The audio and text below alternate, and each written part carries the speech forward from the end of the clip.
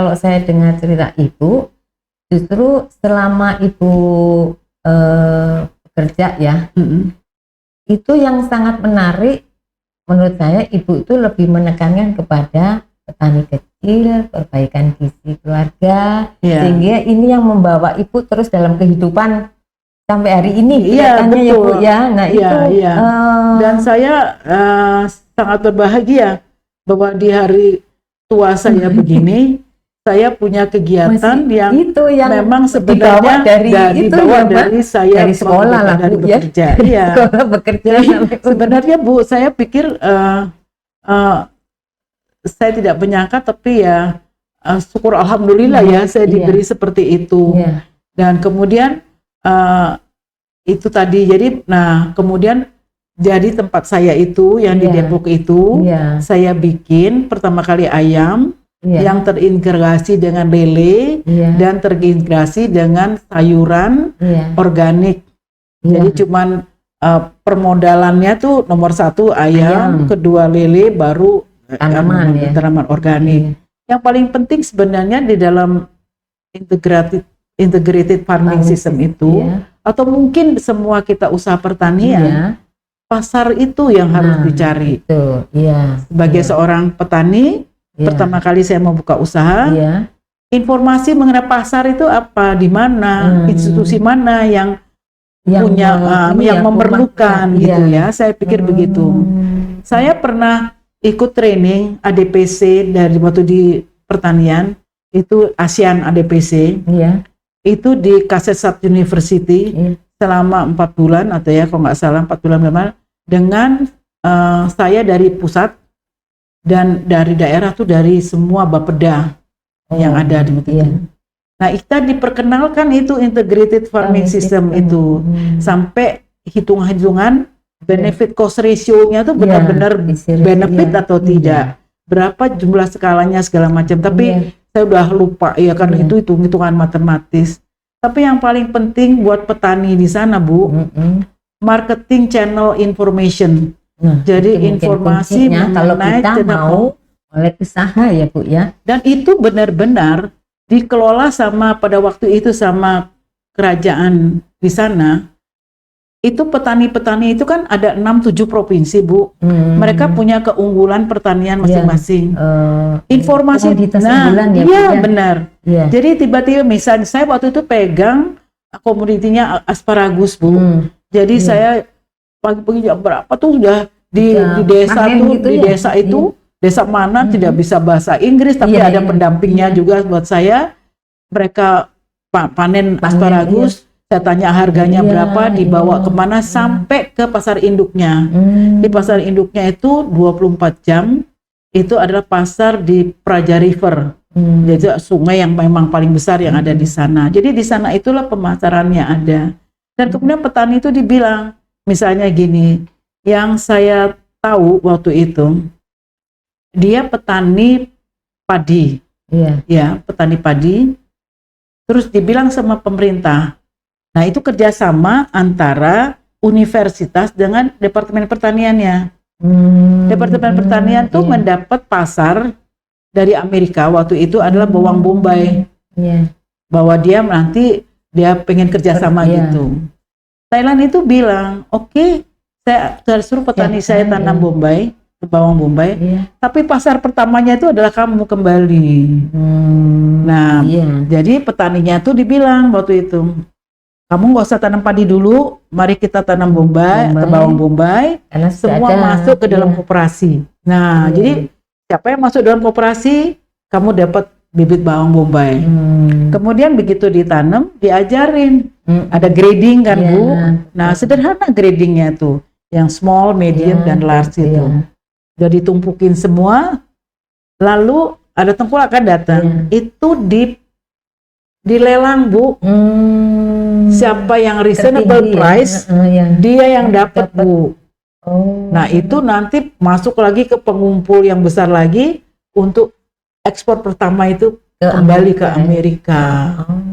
Jadi benar-benar saya melihat marketing channel information itu terus ya, Bu ya. Nah, betul, iya, benar, betul itu. Jadi Saya jadi melihat Ibu marketing itu nomor satu. Nah, itu di situ saya waktu itu yang tertarik, saya lihat itu Bu. Jadi yang saya lihat, kalau integrated farming system saya cuma lihat secara visual bahwa rupanya petani-petani yang sederhana itu mereka punya lahan pekarangan lalu bikin mix farming itu.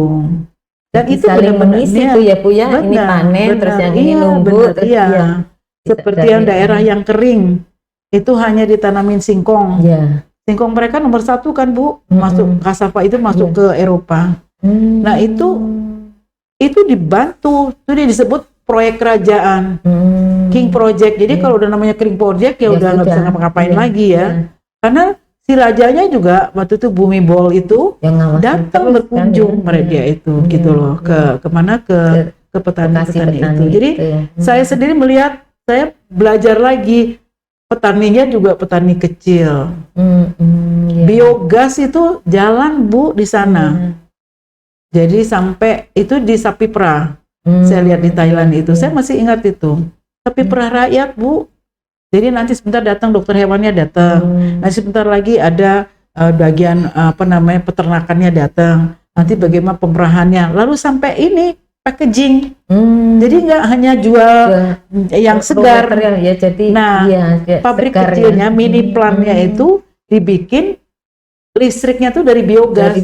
Dari fesesnya sapi-sapi itu. Jadilah pabriknya keluar jadi yang bentuknya kayak kalau kita makan beras itu yang bentuknya segi lima itu loh, kayak begitu untuk bisa dijual. Jadi ya petani kecil lagi saya bilang gitu. Jadi nah ini yang mendorong Ibu untuk setelah Purna Bakti itu jadi bertani. Iya. Jadi begitu. Jadi lama-lama saya pikir ini tanah yang dibeli sama suami saya ini kan harus saya manfaatkan. Ya, jadi kan pemanfaatan lahan pekarangan lah gitu ya, walaupun lebih dari 1000 meter lah gitu kan ya. Nah situ saya beternak. Nah saya pikir saya harus punya kandang. Nah kandang itu harus benar-benar sesuai lah Bu ya dengan ini ya. Kenapa saya selalu pengen bersih Bu? Good agricultural practices itu saya sudah nempel di otak saya. 10 tahun saya ditarik ke Badan POM. Di Badan POM itu saya direktur standarisasi pangan olahan. Yang menerapkan GMP dan itu diawasi benar-benar sama Badan POM. Apalagi kalau produk baru untuk dapat MD atau ML itu labelnya itu dilihat itu pabriknya itu. Jadi bagaimana kita punya hasil produksi kita di reject sama negara lain itu ya. Itu ya karena tidak memenuhi itu Bu standar itu. Jadi kayak seperti udang kita kecemar kemarin ya di kecemar logam berat itu ya. Nah radioaktif ya. Dulu juga pernah waktu saya masuk di Badan POM udang juga di reject karena ada antibiotikanya. Nah itu. Dan antibiotikanya itu larutnya hanya di lemak. Jadi kalau di dalam air dia nggak larut. Itu pada waktu itu Badan POM diminta untuk mengkaji jenis antibiotika itu gitu. Nah saya merasa waktu saya punya kandang ayam yang namanya sekarang Widis 6.000 ekor ya. Rasanya ada videonya ya? Ada videonya itu. Bisa tolong Mas videonya Ibu yang pernah saya kirim. Video yang ayam. Video itu yang apa Bu namanya? Widis Farm, karena Widi itu ada anak saya yang meneruskan sekarang merintis gitu. Nah itu sebenarnya video itu adalah hasil dari PKL semester 7 dari Fakultas Peternakan IPB selama 2 bulan di tempat saya Bu. Itu semua yang memfoto, yang kemudian yang berbicara itu anak mahasiswa semester 7 Bu. Jadi itulah hasil mereka yang buat saya bermanfaat buat saya. Jadi kalau saya lihat itu kok rasanya bahagia banget gitu. Itu luasannya berapa Bu? 6.000 meter luasan kandangnya? Luasan setiap luas kandang atau enggak luasan yang diperlukan untuk 6.000 meter? Sebenarnya saya punya tanah di situ. Total general itu 6.000 meter jadinya. Nah, untuk yang ayam untuk ayam itu dia di atas kolam-kolam ikan itu. Jadi ini dia Bu, gitu. Jadi ya? tergantung dari luasnya itu kolam ya. Kalau itu. kolamnya ada 7 berarti ada 7 kandang gitu ya.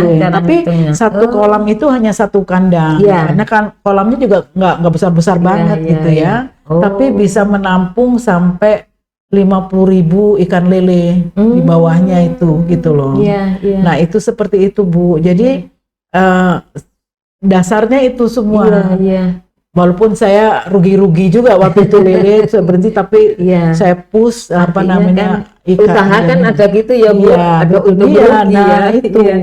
Nah ayam itu saya pusatkan kepada pemasaran yang efektif tuh bagaimana. Akhirnya saya tuh berpikir manusia itu pasti selalu perlu telur. Telur pasti ya sebagai salah satu protein hewani. Dan yang tidak terpengaruh oleh pasar kebutuhan harga sudah pasti ya, tapi konsumsi yang terus menerus itu hanya rumah sakit Bu. Betul. Mau kayak apapun pasti dia telur, butuh. Nah saya menjajak itu masuk di rumah sakit. Jadi sekarang supplier rumah sakit. Saya sudah ada berapa rumah sakit Ibu? 3 rumah sakit Bu. Saya nggak usah sebutin namanya gitu ya. 3 rumah sakit. Nah terus ada satu apa namanya supplier. Jadi supplier ke rumah sakit yang besar-besar. Nah saya sebagai vendornya mengisi telur untuk kebutuhan mereka, dan mereka senang semua. karena apa? Telur saya bersih Bu. Ya kan Ibu udah nerapkan itu Bu, GAP. Pasti. Jadi telurnya baru, telurnya bersih. Dan saya bersihinnya juga itu yang kotor-kotor itu langsung saya bersihin, ada keran. Jadi kandang saya itu saya bikin sangat apa namanya praktis, bisa dilakukan oleh penanggung jawab kandang dengan senang hati dan tidak susah payah, pakai keran, pakai selang, pakai itu, dan semua kandangnya baterai Bu, mesin ya Bu, bersih. Artinya cara pembersihan segala itu pakai mesin gitu? Bukan pakai mesin, pakai manual, pakai selang Bu, pakai keran. Pakai keran. Nah airnya itu pun saya berproses juga. Kenapa waktu saya membang itu, kenapa ayam saya kok sering sakit ya, diare gimana? Saya tiba-tiba nih, makanya sumbernya dari air. Walaupun saya drilling ya, ngebor ya. Saya cari orang yang ngetes air. Nah begitu ngetes air, dia bilang karena itu dekat sungai, terus kemudian padat gitu kan ya, lebih bagus di purified, jadi dibersihin ya, dikasih disaring ya. Jadi saya pakai tabung-tabung dengan toren-toren, jadi menjadi air bersih. Nah ayam saya kelihatannya jadi baik, jadi sehat ya, sehat gitu. Jadi memang modalnya itu juga cukup besar ya, tapi kalau dilihat dari efisien dan efektivitasnya, kebutuhan pasarnya masih terus ya Bu. Jadi menjadi lebih murah. Memang pertama kali kan kita mesti investasi gitu loh Bu. Jadi dan anak-anak itu mereka penanggung jawab kandang itu saya tekankan kebersihan. Mulai diri dia sampai kandangnya itu harus bersih. Bu, apakah harga itu bisa dibedakan dengan kualitas yang telur Ibu itu harga? Atau sama aja? Sama. Ya artinya kan kayak Ibu kan udah bersih hasilnya. Tapi karena saya di luar sebenarnya gini, kalau saya sebagai produsen, lalu saya memberikannya kepada agen, pasti harganya lebih murah. Tapi saya langsung ke rumah sakit. Langsung yang membutuhkan ya Bu. Jadi misalnya ke rumah sakit tangan pertama. Jadi saya sebagai produsen dan sebagai seller juga, menjual juga. Dan mereka sudah senang, dapur itu menjadi sangat sangat welcome gitu, karena tidak perlu bersihin lagi. Jadi mereka dan masuk ke chilling room itu kan. Kalau enggak kan mesti ngebersihin dulu segala macam ya, karena tidak kotor.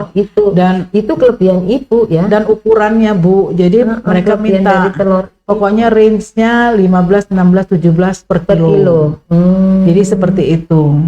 Jadi karena kalau mereka mau bikin makanan yang ini, mereka minta yang 15. Ya. Tapi kebanyakan kalau untuk konsumsi pasien 16-17 gitu. Iya, iya.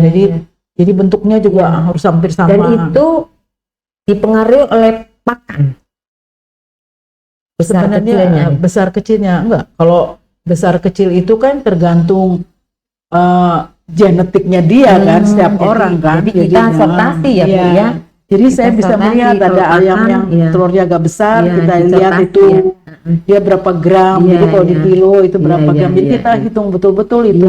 Dihitung. Nah, jadi termasuk pakannya Ibu benar-benar. Iya benar. Jadi pakannya saya ada beberapa pabrik makanan yang saya coba, tapi sekarang saya ada satu, nggak usah saya sebutin ya, Bu. Yang sampai sekarang itu makanan baik, Bu, bagus. Jadi untuk kandang ayam-ayam saya itu cocok gitu ya. Jadi dia tidak diare, dia tidak segala macam dan bentuknya bagus ya. Jadi fesesnya seperti itu. Jadi saya pakai pakai perusahaan itu terus gitu. Isi ratio-nya, Bu? Kenapa? Isi benefit cost ratio-nya.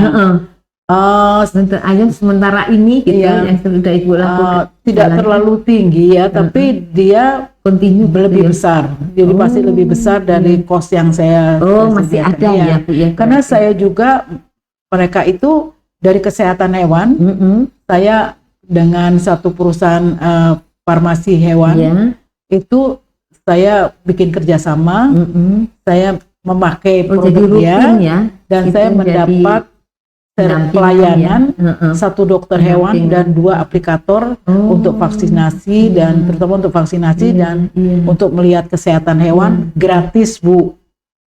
Dari perusahaan itu. Dan mereka merasa bahwa hubungan ini perlu dijaga karena ini perusahaan kecil, usaha kecil, usaha mikro yang mereka akan bisa report ke headquarternya di Eropa itu. Jadi seperti itu. Jadi ya buat saya sih nggak jadi masalah, ayam saya sehat dan juga harganya juga terjangkau buat seperti kita itu, Bu. Nah, kembali tadi itu, Bu, menemukan pasar tadi, Bu, untuk akhirnya Ibu di rumah sakit itu menemukannya bagaimana market intelligence? Kan sudah terus kan di sana tuh kan ada bagian logistiknya, Bu, ya kan mereka punya ada bagian logistik dan logistiknya itu kan PT, Bu, PT milik mereka. Nah, saya itu caranya begini, Bu, saya datang ke sana menawarkan, saya bikin suratnya juga dan saya minta bertemu dan saya bawa telur saya, Bu, jadi di dalam keranjang yang bagus 2 atau 3 kilo dan inilah produksi saya secara general seperti ini dan ini umurnya baru 3 hari.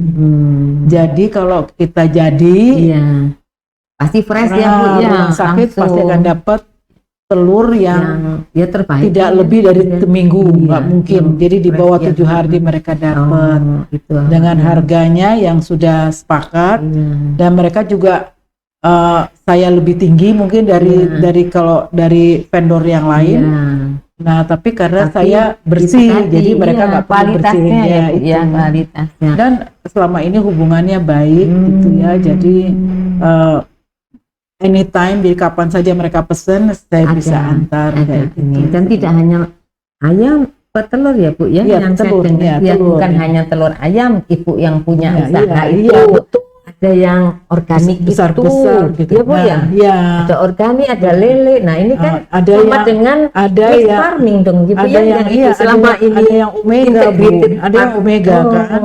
Nah, saya ada satu kandang yang sudah coba jadi omega.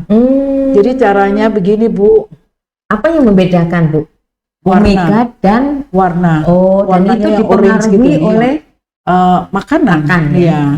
Nah, itu saya tanya di Bappenas, Direktur Standar. Itu sebenarnya betul, tapi tidak boleh klaim bahwa dia lebih sehat. Dan kalau memang ada waktu, secara reguler dites. Dia omeganya tuh biasanya itu 10% lebih tinggi dari omega yang biasa, telur biasa. Seperti itu. Jadi saya tidak pernah bikin klaim, tidak bikin apa, tapi saya coba memperkenalkan bahwa ini omega saya yang jauh di bawah harga pasar. Jadi kayak dumping saya, Bu. Tapi itu saya tidak pasarkan secara luas begitu, cukup dengan ibu-ibu yang berlatih main tenis di lapangan tenis saya. Jadi konsumennya tertentu ya, iya, yang omega ini. Iya, lalu mereka belinya jadi banyak, Bu, karena mereka juga kasih sama saudaranya, kasih sama temennya. Jadi namanya getuk tular ya, Bu? Iya, betul. Marketing of motif. Iya, jadi terus mereka tahu kalau di Superindo, kalau misalnya di Superindo atau di supermarket mana 10 butir itu harganya kan mahal. Saya damping harga. Sebenarnya saya hanya mau lihat bahwa seberapa jauh pemasaran telur omega itu.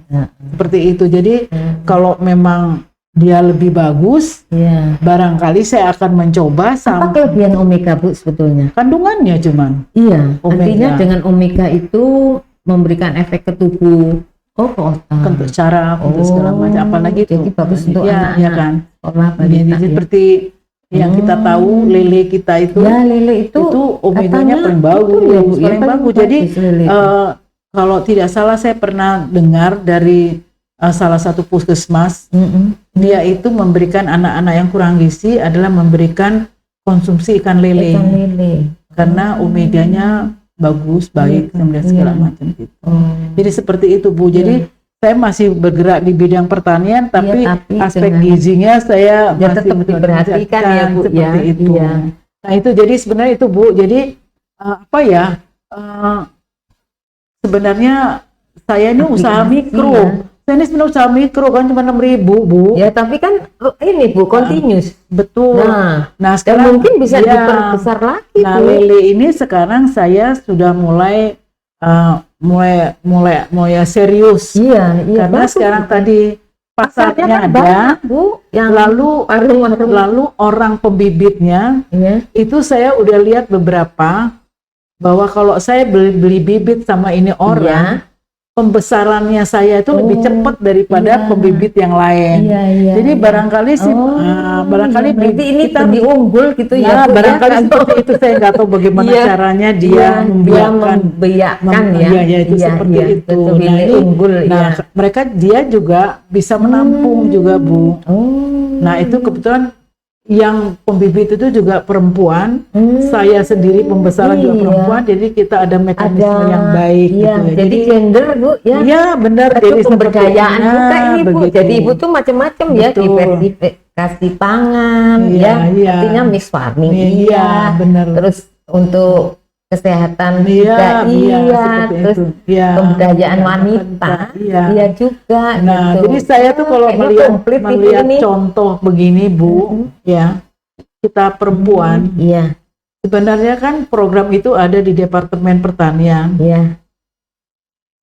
UPGK itu, upaya perbaikan gizi keluarga, yang nanti kelebihannya bisa menjadi pemasukan, seperti itu. Tambahan Nah, jadi sebenarnya banyak sekali program-program yang bagus dulu, yang barangkali itu mungkin bisa diangkat lagi, Bu, gitu. Artinya mungkin perlu ada revise di mana yang kurang gitu ya, Bu, tapi secara umum artinya general ini program bagus kan, gitu. Buktinya Ibu bisa mengaplikasikan. Jadi saya tuh saya sudah, dan itu dari Balai Kota Depok, jadi Kepala Dinas Pertanian, Peternakan dan Pangan dan sebagainya itu Ibu Wit itu mungkin nih saya nggak tahu nanti Bu Wit nanti mudah-mudahan Bu Wit nonton nanti dia datang ke tempat saya, dan yang penting buat dia tidak berbau karena di atas itu Grand Depok City, Bu.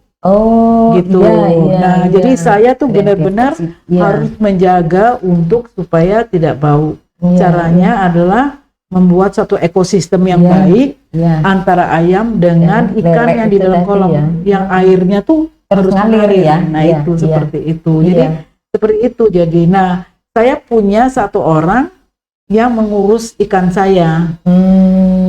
Anak itu masih SMK, tetapi dia pengen bekerja Bisnis, ya? bekerja di saya. Iya. Karena dia Baik, SMK-nya tuh yang online ya, Oh. jadi dari keluarga yang tidak mampu Iya, lagi Bu. iya, iya. Jadi saya pikir oke, Iya. kamu bapaknya yang antarkan. Iya. Nah saya bilang kamu kerjanya akan kamu sangat senang. Iya, iya. Kamu urus ikan saya. Iya. Ikan saya itu adalah caranya kamu membersihkan kandang saya. Di mana si feses dan ayam makanan itu yang ya. jatuh Mm-mm. itu dibersihin di kandang itu, dia jatuh ke dalam Jatuh kolam. Dan Iya, tolong iya. jaga air yang mengalir itu. Iya, Jadi bagaimana caranya? Jadi Tidak dari sungai masuk ke sana. Jadi masuk, keluar dan itu. buat dia tuh sangat menginspirasi dia. Nah, itu Jadi dia bilang, saya mau Bu Iya. kalau begini, dia Mm-mm. bilang kayak gitu. Jadi dan sangat pengen tahu, banyak Iya, tanya iya. gitu. Berapa orang yang bekerja di Yang kebun kalau itu, ya? ikan itu cuma satu, Nah, ya terus saya di ayam? ya. Kalau ayam itu cuma 4 Bu. Yang satu ayam kecil itu perempuan, yang 3 itu adalah laki-laki, di mana salah satu itu lulusan SMK Peternakan dari Magelang, SMK Negeri Iya, Magelang. Iya, iya. Anaknya serius, bagus, pintar, Iya. dan menjadi tangan kanan saya Bu. Iya. Jadi Iya. dia SMK Peternakan Iya, Bu. jadi bisa Nah, nanti siapa tahu ya Bu, ya, nanti jadi dia- bisnis jadi itu ya, ya saya dengan bilang suatu pengalaman waktu ini. kamu tiba-tiba kamu ingin bahwa kamu di kampung kamu buka bikin usaha ini, dan iya. sama teman-teman kamu. Mm-mm. Apalagi sekarang kan banyak kredit-kredit yang dibantu Iya, pemerintah iya. yang untuk kamu bisa tahu. UMKM Dia gitu bilang ya Bu ya. Iya. Ya Bu, tapi kan saya mesti tahu pasarnya dulu. Iya. Kalau Ibu selalu bilang Iya. nanti betul. kalau produksi tapi nggak bisa dipasarin kan bingung. Iya, Dia iya. bilang Nah, gitu. yang menangani tanaman organik Bu, Iya. ada Kalau lagi? tanaman organik itu saya kebetulan ada pegawai bekas dari Trubus. Saya kan selalu beli pupuk-pupuk Bibitnya, organik di pupuknya. Trubus, Oh, bibitnya iya, di sana bibitnya, semuanya. Nah kemudian dia kemudian keluar dari Trubus dan dia bekerja tempat saya. Dia memang sarjana biologi Bu. Oh. Jadi iya. memang tidak setiap hari dia datang, tapi dia tahu kapan dia datang ke ke kebunnya Bu, kebun ya. saya itu Iya. untuk membantu, dan di situ dibantu sama pegawai dari ya lulusan SD sama SMP gitu. Ada ibu-ibu juga Iya, yang nyapu dan iya, sebagainya. iya, Saya iya. mempekerjakan Jadi juga total orang. ada 10 lebih ya Bu ya, pegawai Ibu ya. Iya. 4, 1, iya. Tapi bisa saya bayar kok Bu. Nah itu artinya kan Pasar ini Bu. menjadi inspirasi ya Bu ya. Mungkin sahabat yang Iya. di sana Iya. itu yang mempunyai luasan lahan yang cukup memadai untuk berusaha Betul. secara Iya, benar. mix farming, harus mix Betul, farming iya, kayaknya iya. Bu ya. Terintegrasi Iya, gitu. terintegrasi. Jadi modal itu bisa saling tutup menutupi, Iya, jadi dia sharing jalan ya, gitu. iya. Kayak organik ini kebanyakan ibu-ibu. Sama dengan telur omega itu kan ibu-ibu Iya. yang bilang ya kan. Mereka tuh yang tahu kesehatan. Iya. Saya bilang yang penting dia organik atau tidak organik, cuci yang bersih tuh saya Iya, bilang kan begitu. iya, iya. Nah kebetulan banyak sekali saya karena punya banyak teman, itu ada apartemen di Jakarta yang mereka pengen beli telur saya, sekalian ditempelin sama tanaman sayur organik. Karena Iya. mereka kebanyakan keturunan Tionghoa. Iya. Jadi Untuk mereka kesehatan, paling ya. senang yang namanya kailan, pakcoy, chaisim, selada, yang bentuknya baby. Jadi dia minta yang muda. Yang muda ya mungkin sekali itu iya, ya, Bu, ya, jadi cocok pokoknya ya. segala macam lah pokoknya. Dia bilang, kalau harga bagaimana? Saya bilang, itu kalau di supermarket segini loh Bu. Ya udah saya turunin sedikit. Iya. Nah, kamu mau? Oh mau. Jadi Iya. seperti itu Bu. Jadi udah punya pasar. Ya, lagi jadi sudah ya. ada pasar. Jadi Iya. memang Berapa luasan tuh Bu yang tanaman organik Ibu? itu di sela-sela, Oh, di yang sela-sela di antara itu ya. kandang-kandang, dan Iya. mana ada lahan segala Iya, macam. Terus Di antara 6.000 Iya. dong Bu ya. Iya, jadi ada tembok yang saya bikin, lalu saya bikin pot panjang itu saya tanemin semua di sana gitu loh. Jadi nah ibu-ibu yang menyapu itu saya ajarin bagaimana membibit. Itu kan kan bibit-bibit unggul tuh kan ada tuh panah merah segala macam. Kita lihat tuh caranya bagaimana ya. Saya beli tempat-tempatnya. Jadi mereka tuh senang juga. Terus saya jadi bilang, ada ilmu baru ya, bukan hanya nyapu. Bukan hanya nyapu, Bu. Jadi akhirnya dia senang. Nah, terus saya bilang, kamu di rumah kamu, halaman kamu kayak apa? Ya ada, Bu, tapi kan nggak ada pot, nggak ada apa. Gimana kalau saya belikan kamu pot? Nah, kamu kasih tanah. Nah, kamu tanam cabai merah, cabai besar itu, cabai rawit di situ. Dengan pupuk yang bagaimana, pruningnya kayak apa. Saya tuh cuma lihat kalau itu, Bu, cuma lihat di YouTube aja tuh, Bu. Bagaimana cara ini gitu ya. Jadi kemudian kita punya grup masyarakat mahasiswa Bogor, jadi yang tua-tua seperti kita ini masih tetap kumpul, yang disiplin ilmunya sama, kita saling informasi, saling tukar-tukaran pengalaman. Nah, itulah saya belajar. Jadi saya tanam cabai itu tidak berhenti ya, Bu ya. Benar, Bu. Bangku benar, benar. Yang penting kita punya pasar deh, Bu. Yang penting kalau kita udah punya pasar, personal hubungan kita baik, dan dia akan baik. Bu, gitu. Pesan Ibu, apa yang perlu disiapkan sebagai seorang entrepreneur? Pertama kali, memang satu, dia memang punya bakat, serius, disiplin dan tekun. Pada waktu memulai, informasi pasar itu lebih dulu. Nah, personal approach itu baik, kita menawarkan, menawarkan sehingga kan sekarang banyak ibu-ibu yang males belanja, kan dia pakai online dia datang dan dia tidak lihat barangnya. Ini saya cukup dengan saya foto. Ini pakcoy saya sudah waktunya dipanen. Ini pakcoynya pakcoy baby begitu loh. Terus nanti mereka, oh saya pesan, saya pisin, kita bikin grup, Bu. Ini ya, Bu. Ini yang kandang lama. Apa, Bu? Namanya Widis Farm. Nah, ini anak PKL, Bu. Ini anak PKL dari semester 7 Fakultas Peternakan IPB tahun lalu. Kalau ini kan Bu Pak Yudit ini tahun kedua. Ini semua mereka yang foto. Kalau yang berbicara itu yang perempuan itu juga anak PKL sendiri. Nah, ini mereka juga mungkin viralkan.